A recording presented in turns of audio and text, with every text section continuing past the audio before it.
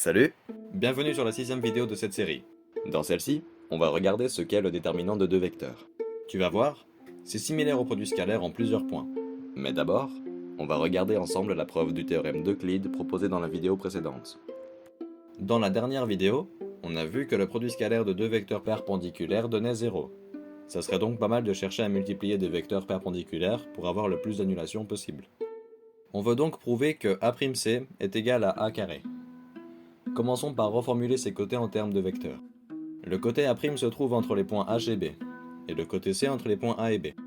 On sait qu'on a un angle droit au point C, car le triangle est rectangle, et au point H, car le segment CH est une hauteur. On a donc A'C qui est égal au vecteur BH fois BA. L'ordre des lettres ne change pas grand-chose dans la preuve. Si l'hypothèse est vraie, il n'y a pas qu'une manière de la prouver. Puisque l'angle droit se trouve au point C, il serait judicieux de l'utiliser comme origine pour reformuler les vecteurs qu'on a pour l'instant. En utilisant la relation de Chasles avec C comme origine, on a les vecteurs CH moins CB fois CA moins CB. Maintenant, avant de distribuer, il faut s'assurer que c'est le meilleur choix à faire. En fait, cette configuration nous arrange qu'à moitié. Le côté droit est à la fois égal au vecteur CA moins CB et au vecteur BA. Donc, d'une part, CH fois BA donne 0, puisque ces deux vecteurs sont perpendiculaires, et de l'autre, ça nous arrange de distribuer moins CB au vecteur CA moins CB, parce que CA fois CB donne 0, car ils sont perpendiculaires, et moins CB fois moins CB donne CB au carré, qui est 1 carré, si on le traduit. Voilà pour la preuve. Il y en a bien sûr d'autres possibles. J'espère que tu as réussi, et sinon, que tu as compris pourquoi. Voilà. Maintenant, revenons au déterminant de deux vecteurs en 2D, et reprenons nos deux vecteurs A et B. Voici la définition du déterminant. Le déterminant des vecteurs A et B est égal à la longueur du vecteur A fois la longueur du vecteur B fois le sinus de phi, qui est l'angle qui sépare le vecteur A du vecteur B. Pour calculer le déterminant de deux vecteurs, il faut multiplier le produit de leurs valeurs numériques au sinus de l'angle qui part, attention c'est important, l'angle qui part du vecteur A. Je précise que c'est important car si tu prends celui qui part du vecteur B, c'est son inverse. Donc tu aurais A à la place de moins A, ou inversement, ce qui évidemment change le calcul plus tard. Pour calculer la longueur d'un vecteur, c'est pas compliqué. Soit tu mesures directement sa longueur avec une règle, soit tu le fais plus précisément grâce aux coordonnées. Pour ça, je te conseille de regarder la vidéo sur les coordonnées et l'astuce numéro 8. Revenons à la définition. À nouveau, elle implique des conséquences importantes lorsque les angles qui séparent les deux vecteurs sont ronds. 0, 90, 180, 270 ou 360 degrés. Ici, l'idée principale n'est pas la projection horizontale comme pour le produit scalaire, mais c'est la projection verticale. Prenons un exemple rapide. On va reprendre un jeune arbre. Il est 19h, le soleil se couche alors la source lumineuse vient du côté. Si on regarde l'ombre que produit l'arbre, elle n'est plus seulement au sol, mais elle est verticale, sur le mur, parce que oui, il y a un mur juste ici. À nouveau, l'ombre qu'on voit dépend de la taille de l'arbre et de son inclinaison, elle est donc verticale. Si l'arbre avait été le vecteur B, et le sol le vecteur A, l'ombre sur le mur aurait été la projection verticale de B sur A. C'est un peu moins instinctif que la projection horizontale, car elle est moins facile à imaginer concrètement. Maintenant que tu sais ce que c'est, regardons comment analyser le sinus d'un angle. On a ici le cercle trigonométrique. Il est de rayon 1. Les coordonnées de l'axe horizontal sont exprimées en termes de cosinus, et celles de l'axe vertical en termes de sinus. Prenons un angle qui part de l'axe horizontal. Pour voir la valeur du sinus, il faut regarder la projection verticale du bout de la ligne, là où elle touche le cercle. Pour plus de clarté, on va ajouter une source lumineuse venant de droite. La surface ombrée sous l'axe Y est donc sa projection verticale. Lorsque l'angle vaut 0 degré, son sinus vaut 0. Si maintenant on augmente l'angle, on voit que la projection verticale augmente, jusqu'à ce qu'elle soit égale à 1 quand l'angle vaut 90 degrés. Si l'on augmente encore, la projection verticale diminue. À 180 degrés, elle vaut 0 à nouveau. Si l'angle augmente encore, la surface ombrée augmente, mais devient négative. Le sinus de 270 degrés vaut moins 1. À 360 degrés, on retrouve la même valeur qu'à 0 degré. La boucle est bouclée. Ok, maintenant que ce concept est clair, appliquons-le à nos vecteurs.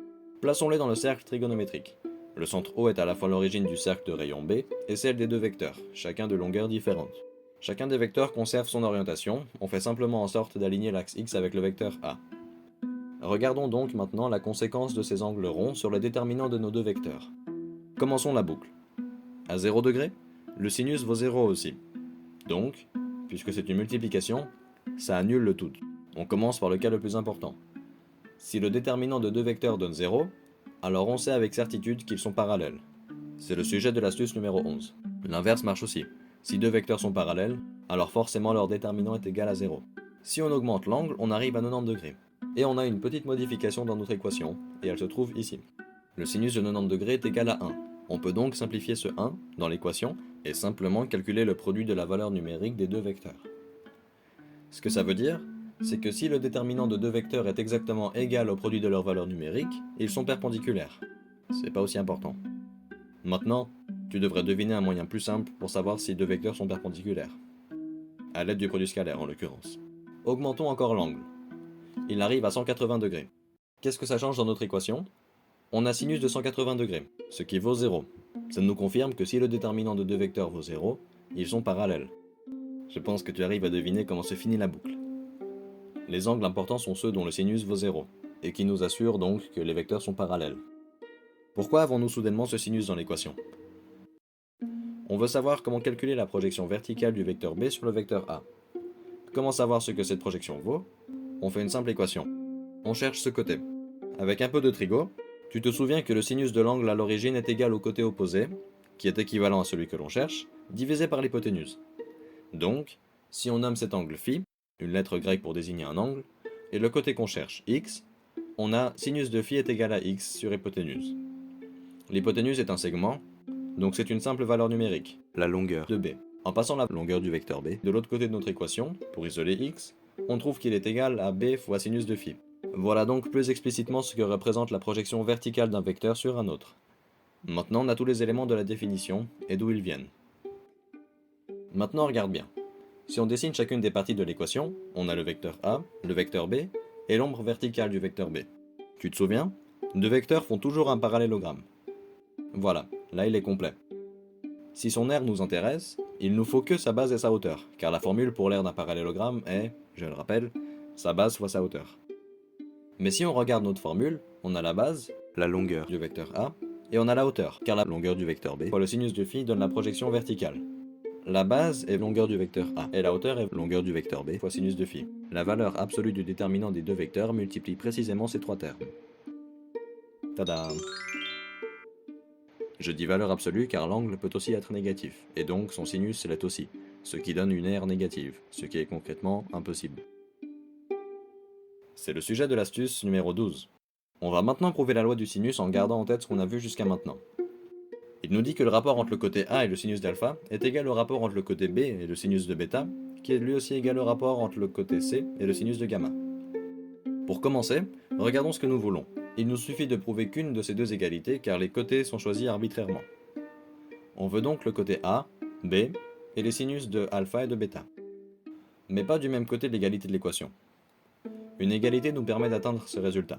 Si on utilise C comme origine, on aurait cette égalité, le déterminant du vecteur AB et du vecteur AC qui est égal au déterminant du vecteur BC et du vecteur BA. On peut facilement se convaincre de cette égalité car chacun exprime l'aire du même parallélogramme, puisque c'est la même base et la même hauteur. Alors on aurait la longueur du vecteur AB fois la longueur du vecteur AC fois le sinus d'alpha, qui serait égal à la longueur du vecteur BC fois la longueur du vecteur BA fois le sinus de bêta. Si on divise par la longueur du vecteur AB de chaque côté, on aurait cette longue ligne. On a aussi une jolie simplification. À gauche, les deux vecteurs AB sont annulés. Mais puisqu'on parle de valeur absolue, le sens ne change rien. Alors on peut aussi simplifier le vecteur BA avec le vecteur AB. En gros, le vecteur BA est égal au vecteur moins AB, mais la valeur absolue ne regarde pas le signe et prend uniquement la valeur, qui ici est équivalente. On a donc une multiplication des deux côtés de l'équation, et il ne nous reste plus qu'à diviser par sinus d'alpha et sinus de bêta de chaque côté pour finir avec ce qu'il nous faut. On a fini la preuve de la loi du sinus. Donc, en conclusion, le déterminant de deux vecteurs vaut 0 si les deux vecteurs sont parallèles, et vice-versa. Dans tous les cas, il donnera l'aire du parallélogramme qu'ils forment. Voilà pour cette vidéo. J'espère que tu as compris, ou mieux compris ce qu'était le déterminant de deux vecteurs, et la loi qui en découle. Dans la vidéo suivante, maintenant que tu as tout ce qu'il te faut pour le comprendre, on va voir l'identité de Lagrange.